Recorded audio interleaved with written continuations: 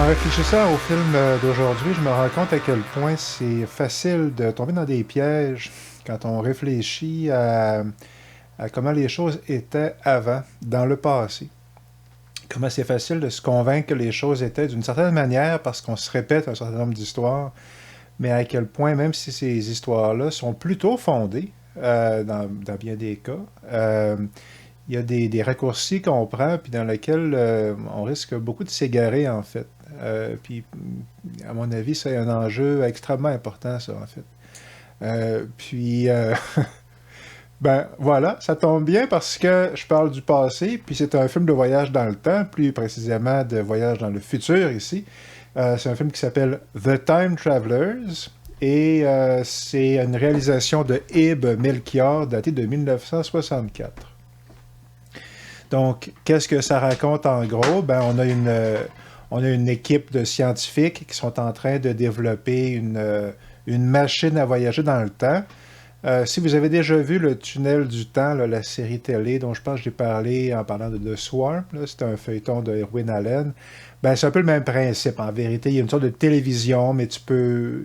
La télévision ouvre une porte à travers le temps, puis tu peux marcher au travers, donc, essentiellement. Puis, dans notre cas ici, il se ramasse dans le futur, dans un futur post-apocalyptique, bien entendu.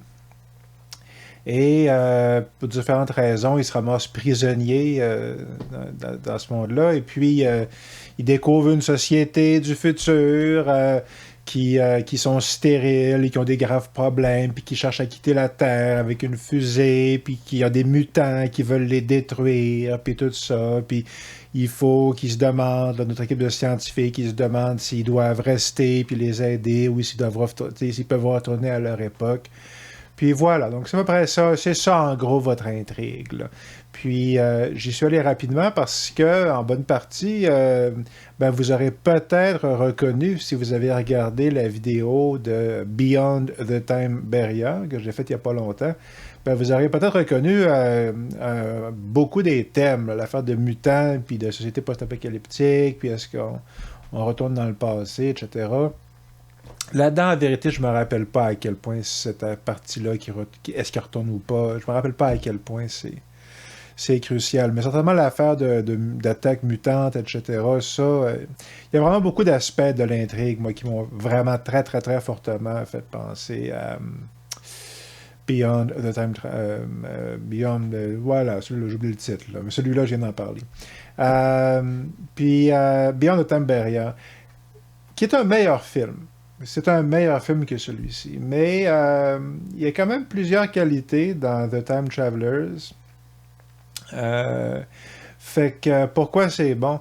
Ben, c'est bon parce que avant tout, ok, bon, ben déjà c'est en couleur, donc ça, là, il y a ça. Là, c'est le fun de voir le même film mais en couleur.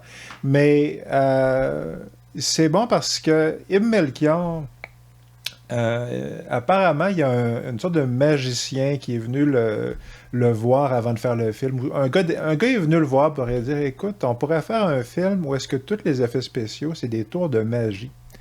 Ça te sauverait bien de l'argent. Des tours de prestidigitateur, n'est-ce pas? C'est comme la femme sciée en deux, là, ce genre d'affaires-là. Puis c'est ça qu'il a fait. Il y avait un budget microscopique, mais il y a de nombreux effets spéciaux dans le film qui sont carrément des tours de magie. Même si ça paraît, en quelque part, que c'est un procédé pour sauver de l'argent, il y a des passages dans le film où c'est carrément impressionnant. Il y a plusieurs de ces tours-là qui sont réussis. À tout le moins, c'est sympathique. T'sais. Il y a un effet en particulier que j'ai trouvé qui était très cool, où est-ce que, bon, on a des robots, n'est-ce pas, des androïdes, là, et bon, il y a une longue séquence au milieu qui est un prétexte à ce genre d'effets spéciaux-là. Ça joue pas un énorme rôle narratif. Il y a une longue séquence au milieu où on va dans l'atelier où sont réparés les robots. Puis là, on voit un robot qui se couche sur une table, puis il se fait ouvrir, séparer en deux, où il remplace sa tête. Je pense que c'est ça. mais il y a une partie de son corps qui est complètement séparée, remplacée et remise. Puis c'est un truc de magie connu, là, en fait, là, dont j'ai déjà entendu parler. Je sais pas, je me rappelle pas si je l'ai déjà vu en vrai, mais on le voit dans le film. C'est super efficace, ça. C'est super cool, ce bout-là. Euh, ça, c'est mon préféré. Il y a une séquence comme ça aussi où il y a un robot qui se fait comme... à la fin, il y a des mutants qui attaquent. Les mutants qui sont joués par les Lakers de Los Angeles, l'équipe de basketball. Ouais, il y a un mutant qui se fait comme harponner à un mur, puis il est là, puis il y a ces boyaux électroniques là, qui pendent un peu comme Bishop dans Aliens, le 2. Là. Bon, ben, c'est cool, ça, c'est super cool. Puis, tu sais, bon, il y a un arbre à un moment donné, l'arbre du futur avec les fruits là, hydroponiques qui poussent super vite. Fait que t'as comme des oranges qui poussent super vite, là. Écoute, c'est des affaires de même. Il y a carrément une séquence avec, t'as des chaînes, là, puis ce genre de trucs-là, là, où est-ce que t'as deux anneaux, puis t'es mets ensemble, t'es cognes ensemble, puis là, ça forme une chaîne. Il y a des trucs de ce niveau-là. Fait que c'est un peu naïf, là, comme procédé, mais j'oserais dire, ça a le mérite d'exister. Là. Il l'a fait, puis c'est cool. C'est ça, c'est un film. C'est fondamentalement c'est une longue succession de tours de magie en bonne partie. Un des tours de magie, je vais le mentionner ici, il est réalisé par Forrest G. Ackerman, qui a un caméo là-dedans. Il y a un truc, là, il y a une affaire ronde, puis là, il secoue, puis ça devient carré. OK, bon. Puis Forrest G. Ackerman, aujourd'hui, il est plus très connu, mais c'est le saint patron des fans de science-fiction. C'est essentiellement c'est à l'époque, il avait tout lu les livres, il avait tout vu les films, c'était c'est ça, c'était le fan le plus connu. Je ne me rappelle pas si c'était le premier. Je pense que c'était l'éditeur de Famous Monsters of Filmland, là, qui est une revue pour qui beaucoup de gens ont beaucoup d'affection. C'est une figure importante chez les fans de science-fiction. Donc, voilà. Fait qu'il y a un caméo là-dedans.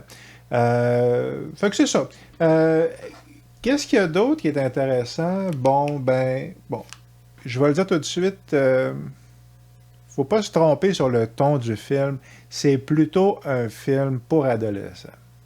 Okay. Moi, c'est l'impression que j'ai eue. Adolescents de 10-12 ans.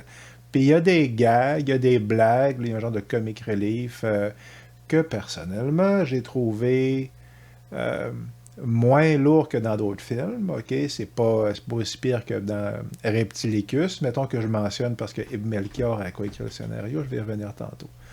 Mais tu sais, dans Reptilicus, il y a un personnage humoristique, il est très, très, très, très, très lourd. Là. OK? Puis c'est souvent le cas dans ces films-là. Ici, c'est pas ce niveau-là de lourdeur, mais c'est pas loin. Puis, mais c'est intéressant quand même parce que ce personnage-là, il y a une histoire romantique essentiellement. Puis ça, c'est une autre affaire qui est intéressante dans le film, qui est... Ib Melchior a fait un film pour adolescents, mais il a choisi de mettre en scène une société où la sexualité est beaucoup plus libérée. On est en 64. Okay. Donc, en particulier, les gens peuvent...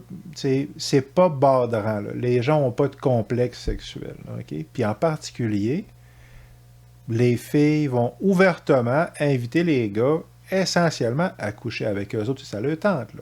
Puis ils n'en font pas tout un cas. C'est juste... c'est justement là, notre jeune savant, là, le petit comique, là. C'est ça, il est dans le fameux entrepôt où on répare les robots, puis là, la fille le voit, puis dit « salut toi, je te trouve cute. » Dit la fille, tu sais, « Ça te tente-tu de venir chez moi vers 22h? Tu sais, puis elle lui laisse vraiment extrêmement fortement entendre qu'ils vont coucher ensemble.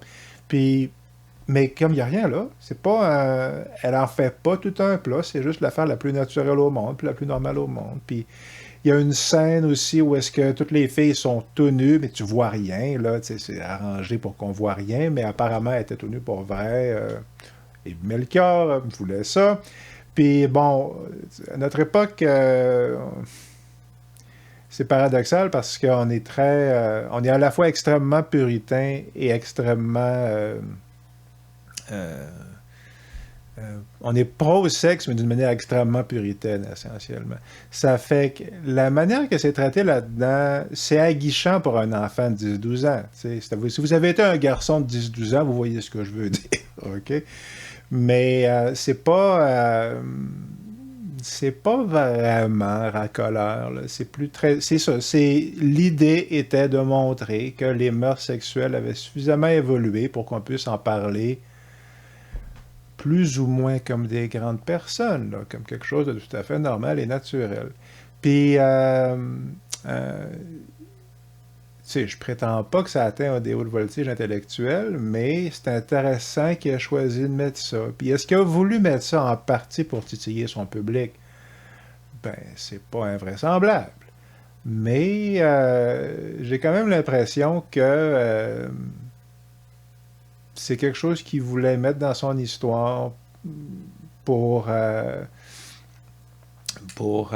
parce qu'il trouvait que c'était une manière intéressante d'envisager la question dans le futur, en gros. T'sais. Puis, il y a des raisons de croire. C'est ça, Ibn Melchior, je vais le mentionner là, ben, il a coécrit en particulier il a écrit plusieurs scénarios. Puis il a écrit l'histoire sur laquelle est basé Death Race 2000. Puis Death Race 2000, c'est un film plutôt intelligent, en fait, qui est super bon. Puis qui a un très, très, très fort quotient il y a un ton très, très, très satirique. C'est vraiment excellent, Death Race 2000.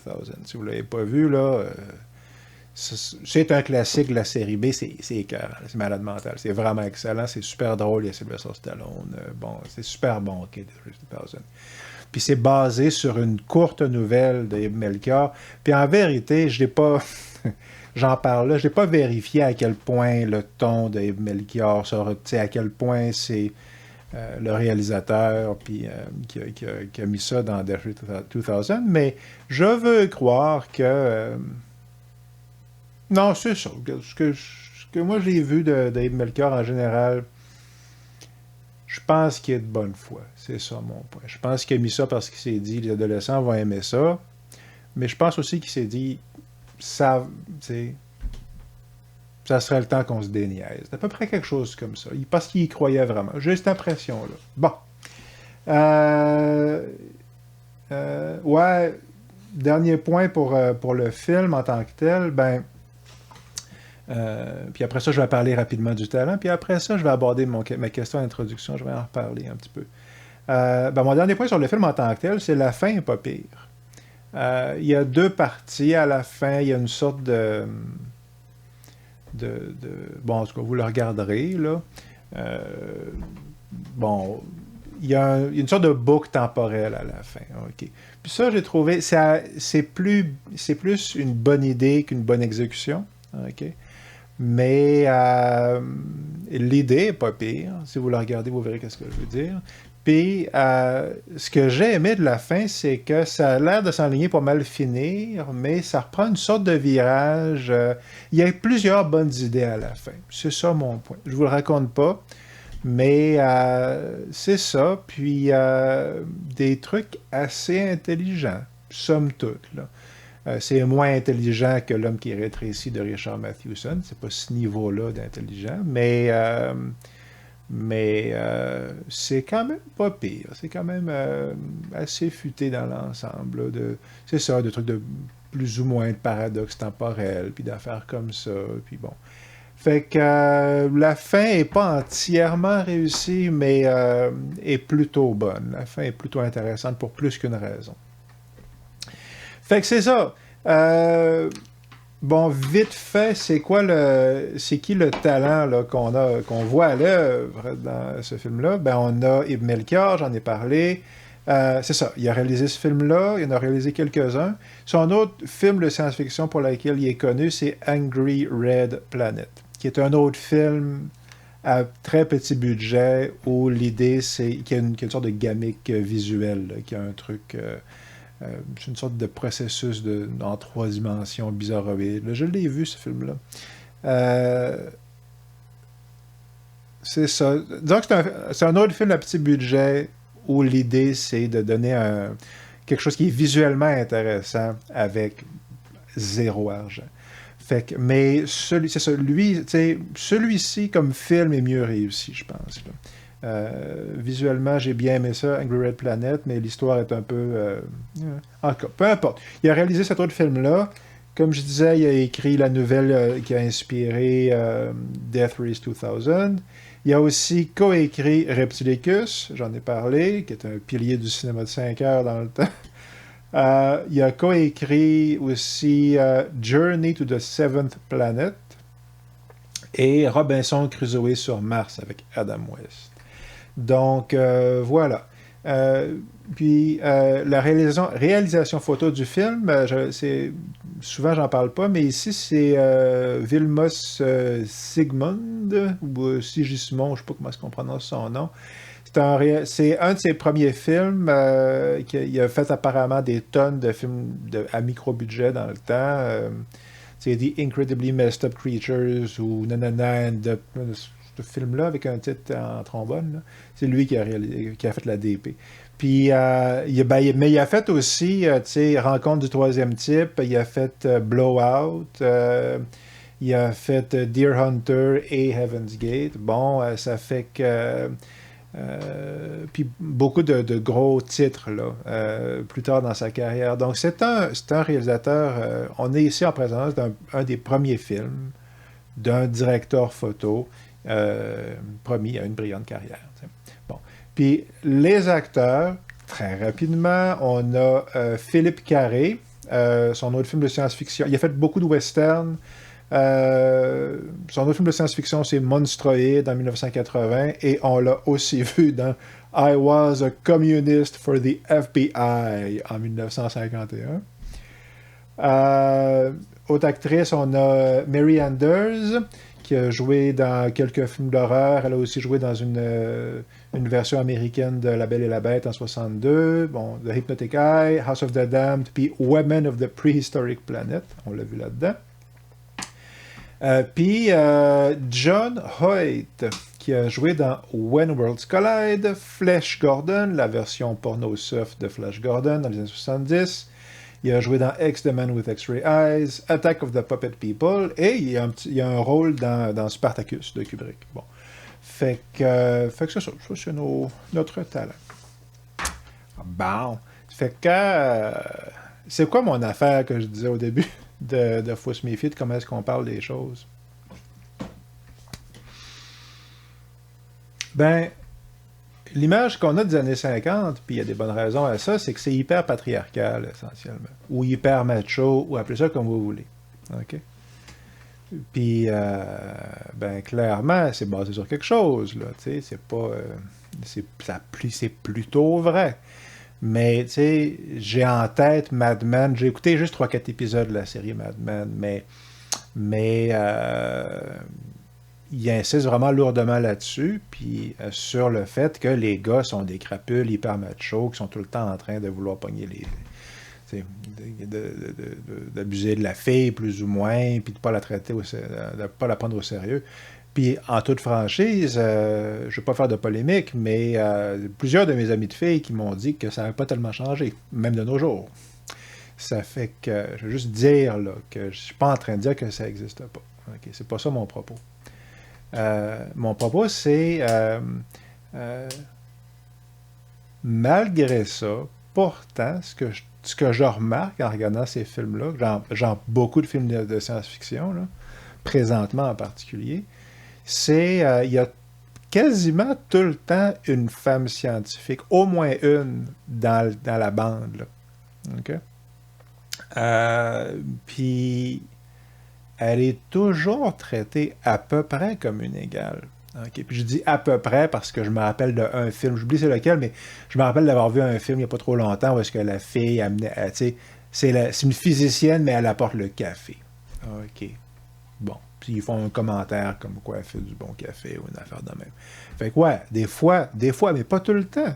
OK? c'est quasiment plus l'exception que la règle qui a, tu sais, que la femme savant fait le café. En tout cas, c'est pas systématique. Puis ce qui est peut-être pas systématique, mais hyper fréquent, c'est que, c'est ça. Bon, j'ai écouté Dr. Cyclops il n'y a pas longtemps, je vais en parler dans une autre chronique, dans pas longtemps. Bon, Dr. Cyclops, c'est un film de 1939, il y a une équipe de savants, ils se ramassent dans la jungle, puis il y a un savant fou, puis il les réduit de taille. Bon, ben, on a en gros 4 savants, puis un des savants, c'est une fille. Puis la fille, elle est brillante, là. Même niveau que tout le monde, tu sais, plus brillante probablement que l'autre gars qui est là. Puis elle trouve au moins une, si c'est pas deux, solutions scientifiques aux problèmes auxquels ils sont confrontés. Bon, ça fait que, ouais, OK, quand il faut qu'il fasse le linge, c'est elle qui coud les trucs, là, ouais, OK. Mais, tu sais, avec l'aiguille géante, parce qu'ils ont rapetissé, là, mais c'est une physicienne de haut niveau, là, elle est absolument légale, scientifique à tous les points de vue possibles. Dans Beyond the Time Barrier, dont j'ai parlé, ben, ouais, on peut dire bon, tu sais, si on regarde le film, on peut dire, OK, c'est la fille du chef, là, qui, bon, faut... Mais il y a une gang de savants, OK, puis tu sais, qui ont voyagé dans le temps eux aussi, puis dans la gang, ils sont 3 ou 4, mais les 3 ou 4, il y en a un qui c'est la fille, ben la fille, elle n'est pas en train de faire le café, elle est aussi scientifiquement compétente que toutes les autres. Puis personne, la traite de piton ou n'importe quoi, elle pris autant au sérieux que toutes les, que les autres gars. Puis personne a l'air de trouver ça anormal.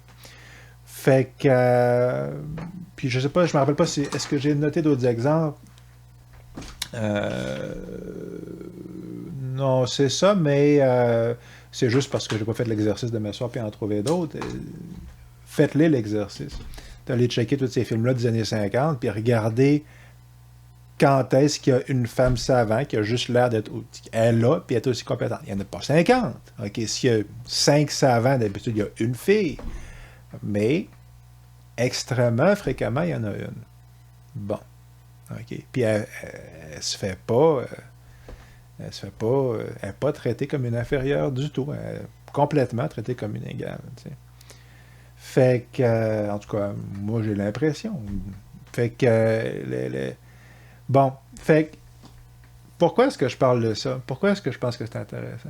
Ben, comme j'essaie de l'établir de manière très claire, je suis pas en train de dire que les femmes étaient traitées à l'époque en égal, parce que c'était pas le cas, selon toutes les indications qu'on a.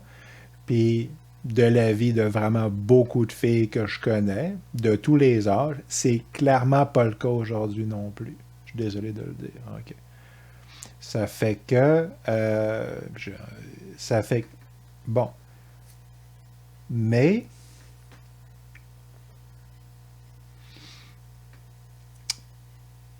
je pense que c'est quand même important de faire attention à la manière dont on en parle. OK. Premièrement, parce que si effectivement on lutte contre une forme de domination, euh, euh, on ne peut pas se permettre d'être intellectuellement... il y a des raccourcis intellectuels qu'on ne peut pas se permettre que la personne qui domine, elle, peut complètement se permettre. C'est sa prérogative. Toi, tu peux pas. Okay. Puis, bon, mon point principal que j'essaie d'établir, moi, okay. J'ai divisé mon point en 3, là, mon point, ce que je suis en train de dire là par rapport aux filles, puis aux gars, puis la manière dont on en parle, j'ai fait ça en 3 parties, là, on rentre dans la deuxième partie. Puis c'est la comparaison avec Rabelais. Okay. Rabelais qui a écrit Gargantua puis Pantagruel. J'ai lu ça quand j'étais à l'université. J'ai adoré ça. Okay. Rabelais, particulièrement... c'est ça, Pantagruel, je pense, c'est le premier, puis après ça, c'est Gargantua, puis tu as le tiers-livre, le quart-livre, etc. Bon. Puis, il faut s'habituer au langage, parce que c'est du français de 1500 quelques, là, ou 1400 quelques, là. Ça vaut vraiment, vraiment, vraiment, vraiment, vraiment, vraiment l'effort, parce que c'est prodigieusement bon, OK? Puis, c'est pas ce qu'on pense que c'est. ce que c'est, Rabelais et Pantagruel, c'est une apologie de la Renaissance. Okay?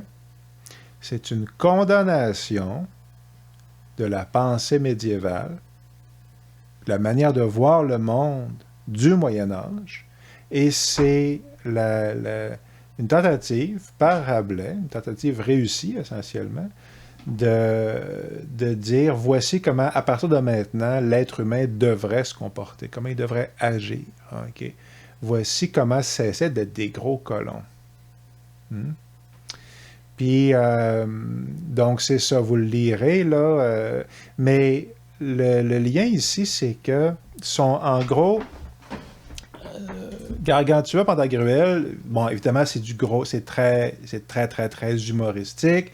Puis c'est, comme on dit, truculent. Puis par truculent, on veut dire, il parle beaucoup de bouffe, puis de baisse, puis de corps, puis tout ça, puis bon.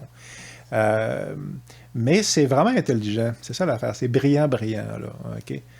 Puis, c'est ça, il met de l'avant... Au début, on voit Gargantua et Pantagruel, qui sont des géants, OK? Puis, on voit leur éducation, mais c'est l'éducation à l'ancienne, l'éducation médiévale. Puis, c'est le moment où ce sont des gros caves. OK? Bon. Puis, éventuellement, il découvre par une série de mésaventures les vertus de l'éducation de type Renaissance, qui est beaucoup basée sur relire les textes grecs et latins, puis la science, n'est-ce pas, et puis sur une révolution mentale, okay? Sur une révolution au niveau de la qualité de la réflexion. Développer notre esprit puis cesser de croire des bêtises. Okay? C'est à peu près ça l'idée. Bon. Fait que, beau programme, me direz-vous. Mais il peint vraiment tout le Moyen Âge comme des imbéciles totaux et absolus. OK? La manière que c'est présenté là-dedans, en gros, de plus ou moins la chute de l'Empire romain, n'est-ce pas, mettons entre 200 et 500, j'imagine, en tout cas, aller jusqu'à à peu près 1500, où est-ce qu'on est, là, je n'ai pas vérifié les années, mais c'est à peu près ça. Ce 1000 ans-là, tout ce qu'il y a, c'est de la superstition puis de l'imbécilité. Puis si vous prêtez attention, c'est à peu près comme ça qu'on voit ça de nos jours. Hein? En fait, c'est carrément comme ça qu'on voit le Moyen-Âge de nos jours. OK? Quand on dit quelque chose est moyenâgeux, c'est pas un compliment. OK? Ça veut dire que c'est vieux et imbécile. OK? Puis, quand on va voir apparemment la pensée médiévale, il y en a une, elle est en latin. Dans beaucoup de cas, elle n'a pas été traduite. Puis, apparemment, souvent, il y a des affaires assez tirées par les cheveux au niveau des croyances des gens, de la manière qu'ils expliquent la physique ou leur compréhension de la physique, c'est souvent assez farfelu. Mais est-ce que ça veut dire qu'il y a juste eu des trucs ignorants et imbéciles? Ben, il y a beaucoup de philosophes pendant cette période-là. Il y a beaucoup de penseurs, c'est beaucoup des penseurs de type de l'Église, de théologie, là, mais moi, je ne le sais pas, j'en ai pas lu tant que ça des auteurs de cette époque-là. Mais le peu que j'ai regardé, j'ai pas l'impression que c'est purement 1000 ans d'imbécilité. Puis c'est ça mon point. Okay. C'est pas parce que essentiellement Rabelais a plutôt raison, ou à tout le moins dit des affaires avec lesquelles j'ai l'impression d'être d'accord, ça veut pas dire qu'il est intellectuellement honnête. Puis il l'est pas. Puis qu'est-ce qu'on a perdu de la pensée médiévale, de la sensibilité médiévale, ou peu importe? Est-ce qu'il est possible, est-ce qu'il est invraisemblable que dans ce 1000 ans-là, il y a eu autre chose que 100% des trucs d'aucune valeur? Est-ce qu'il est possible que pendant 1000 ans, il y a eu de quoi j'ai l'impression qu'il doit y avoir quelque chose de précieux là-dedans. Il y a peut-être quelque chose de précieux qui a été perdu. Puis on va pas regarder parce qu'on se dit c'est niaiseux. Puis on se dit c'est niaiseux parce qu'on veut dire que nous, on est meilleurs qu'eux autres. Puis on va dire que nous autres, on est meilleurs parce que ça fait notre affaire de dire qu'on est meilleurs, parce que ça justifie ce qu'on fait. OK? Puis quand tu prends ce genre de raccourci intellectuel-là, c'est dangereux.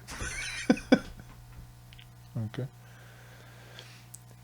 Est-ce que tu peux plaider la supériorité morale et intellectuelle si tu prends ce genre de raccourci-là? Si tu dis, j'ai pas besoin d'aller vérifier. Tu sais, quand j'ai commencé cette vidéo-là, ce genre de vidéo-là, au début, je vérifiais pas trop mes affaires, je voulais y aller spontanément. Puis à un moment donné, je me suis rendu compte, écoute, là, essaie d'aller checker un peu avant, dis pas n'importe quoi, tu sais. Puis c'est facile de nos jours de dire n'importe quoi. Voilà. Puis voilà. Je sais pas, là. Je pense que c'est une question importante parce que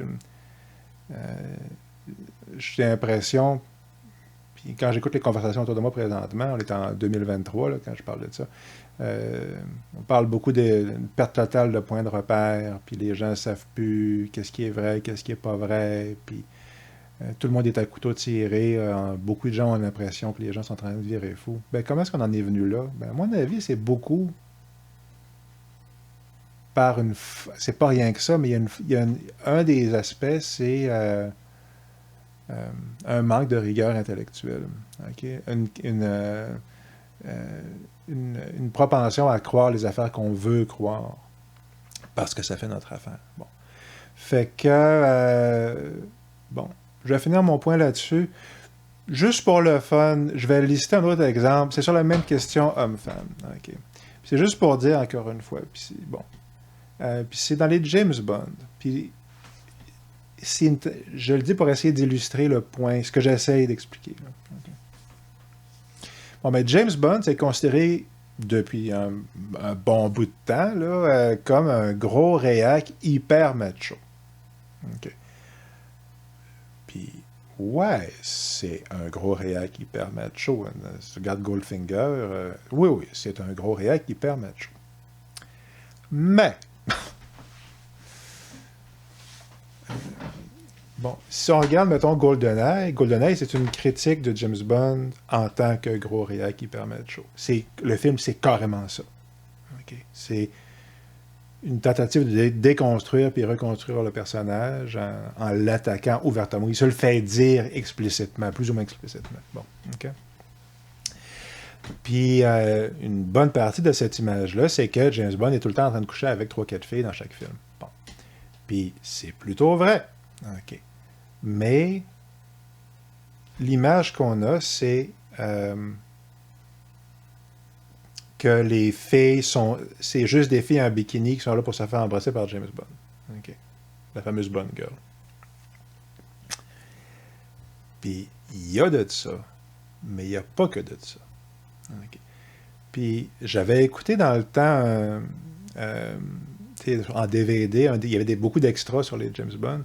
Puis, un des extras, c'était, il y avait comme toutes les bandes annonces de toutes les James Bond, comme un montage, quelque chose comme ça. Puis, j'avais été frappé à l'époque, en tout cas dans mon souvenir, à quel point l'expression « Has Bond finally met his match » à quel point cette expression-là revenait. T'sais, est-ce que James Bond a finalement rencontré son égal? Okay? Son égal une menace égale à sa puissance à lui, essentiellement. Bon, okay. His match, c'est ça. Un adversaire à sa hauteur. C'est ça que ça veut dire. Puis, quand ils disent ça, c'est toujours une fille. Okay? Puis, tout ce que je vais faire là, pour ce dernier point-là, avant mon mot de la fin, c'est, OK. Bon, ben dans le premier James Bond, il y a Ursula Andress. C'est le prototype de la fille en bikini, mais c'est ce qu'on appelle une femme forte, essentiellement. OK? Regardez le genre de personne que c'est. OK? Ben, c'est pas une victime ou n'importe quoi. C'est une sorte de... quasiment un enfant loup, là. J'exagère, là, mais c'est pas une poupée de chiffon du tout, cette femme-là. Là. Bon. Mais dans le 2, From Russia with Love. Il y a une agente russe qui essaie de la séduire, puis il y a Lotte Lenya, l'actrice et chanteuse brechtienne, Lotte Lenya, qui joue la méchante essentiellement. Bon, ben, tu as deux femmes qui sont légales, James Bond essentiellement, OK? Dans Goldfinger, dont j'ai parlé, ben, tu as Pussy Galore, qui est la pilote d'avion, bon, OK, qui est ce qu'on appellerait aujourd'hui une femme forte. Non, le quatrième, c'est Thunderball. Dans Thunderball, il y a une fille, c'est un assassin, OK? J'oublie son nom, mais c'est ça. Même affaire, c'est carrément un assassin. Elle travaille pour Spectre, là, les méchants. Là. Bon. Fait que c'est ça, dans le 5, c'est ça. Ils ont eu les victoires, je pense pas vraiment qu'il y en ait, mais On Her Majesty's Secret Service, il y a complètement son égal. Non seulement son égal, mais il y a Marie, toujours bien. C'est Diana Rigg, OK? Dans Diamonds Are Forever, tu as les deux assassins, les deux filles assassins, là, pas les deux gars, les deux filles, là, Bambi et Thumper. Bon, OK. Dans Spy Who Loved Me, t'as Barbara Bax, une agente russe, OK. Dans Moonraker, t'as Corinne Cléry, puis t'as la fille, Lois Chiles, c'est une savante physique, une physicienne, etc. T'sais, dans For Your Eyes Only, t'as Carole Bouquet qui veut se venger, qui veut assassiner le méchant qui a tué son père. Dans Octopussy, t'as la fille dont le surnom est Octopussy. Dans View to a Kill, t'as Grace Jones. Puis c'est ça, bon, etc. Ça fait que, essentiellement, dans les premiers 20 James Bond, t'en as au moins 14-15 où est-ce que t'as toujours une fille qui est plus soit un agent secret pareil comme James Bond, sauf que c'est une fille, ou ben donc c'est une femme qui veut se venger, ou c'est un assassin. C'est hyper fréquent, là. OK? Ça fait que, ouais, c'est un gros rayon qui permet de choses. Oui, là.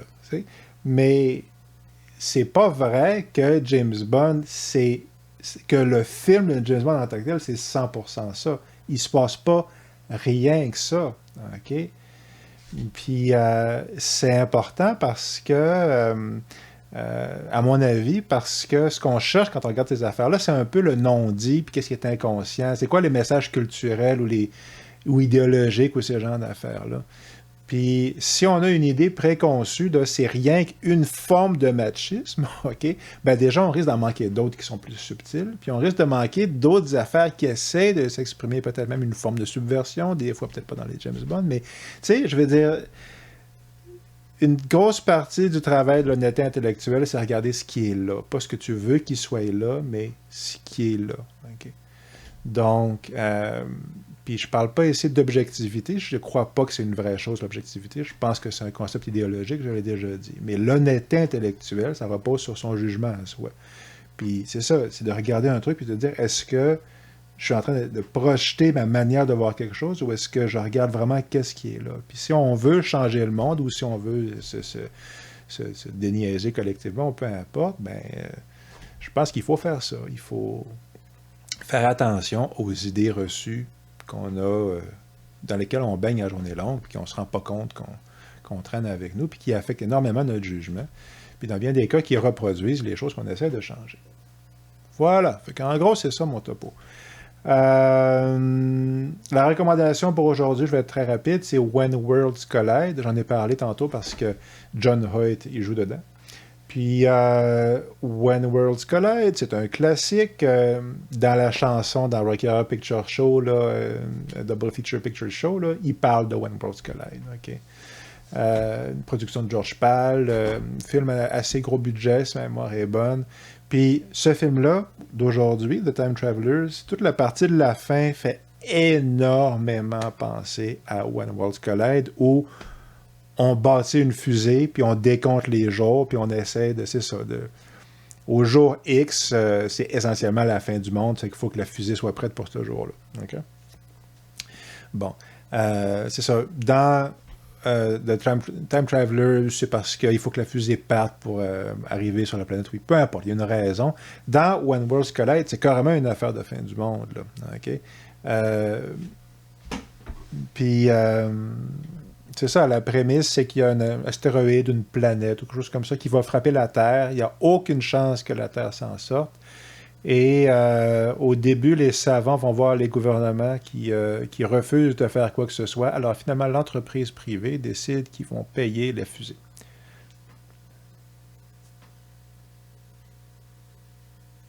OK. Comparé avec ce qui se passe maintenant avec les changements climatiques. Bon, encore une fois, c'est là qu'on voit que c'est de la science-fiction. Mais dans Worlds Collide, c'est ça qui se passe. Puis le cœur de l'action de When Worlds Collide, c'est la construction de cette fusée-là. Puis c'est correct. Tu sais, je veux dire, c'est correct. Mais pourquoi c'est bon When Worlds Collide? À cause de la fin. La fin est crissement cool. Ils finissent par... La fusée, ça marche, là, la fusée décolle, puis tout ça. Puis on voit un petit bout de l'autre planète. Je vous vois un peu le punch, la fin, là. Puis même si c'est juste quelques minutes, là, c'est vraiment la toute fin, là, j'ai beaucoup aimé ce bout-là. Beaucoup aimé ce bout-là. Fait que c'est ça. Puis je recommence celui-là parce que c'est un classique, puis parce que la fin est super bonne, puis encore une fois parce que la trame de When Worlds Collide est vraiment très très proche là, de grosse partie de Time Travelers. Fait que pour conclure, c'est ça sur The Time Travelers. Pourquoi c'est bon? Ben, c'est bon parce que c'est comme un long tour de...